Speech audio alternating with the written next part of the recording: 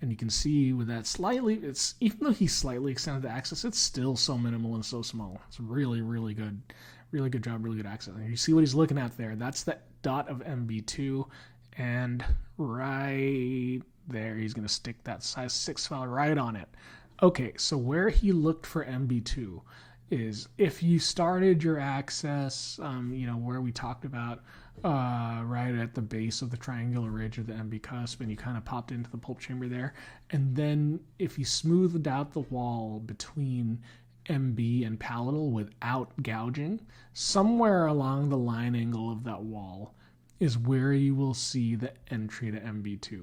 So I'll back up a little bit here. So I'll pause here.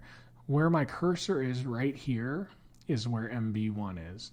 Where my cursor is right here is where palatal is. Now Dr. Steven has this real smooth wall. This is the axial wall right here. That's really nice and smooth with no gouges. That connects directly from MB1 to P. And what you'll notice is there's a line angle right here between, I guess you would call this like the pulpal axial line angle right here. So this is the axial wall, this is the pulpal floor. There's this line angle that connects them right here. Oop. And right on that line angle, you see this tiny, well, this is where you would essentially take an explorer and just kind of poke and prod through right here and see if you can see a stick of something. But what Dr. Steven had already actually noticed from the very beginning is this tiny little black dot right there. I know it's hard to see, but you get used to seeing them after you've seen them enough. This tiny little black dot right there, which is a bit suspicious looking, right in the spot where we are hoping MB2 might be. So he's going to go ahead, take a tiny, tiny hand file. You see those little drops right there is what we want to see. That tiny 6 file kind of went through this pink 6 hand file. And so Dr. Steven's kind of working his way down that MB2 with this really small file. And the steps are the same. This is your pre-glide path hand file, and he's using a 6 file to kind of get through. 6 went through. He's moving up to this size 8. And there you go. 8 is kind of going through too, looking good.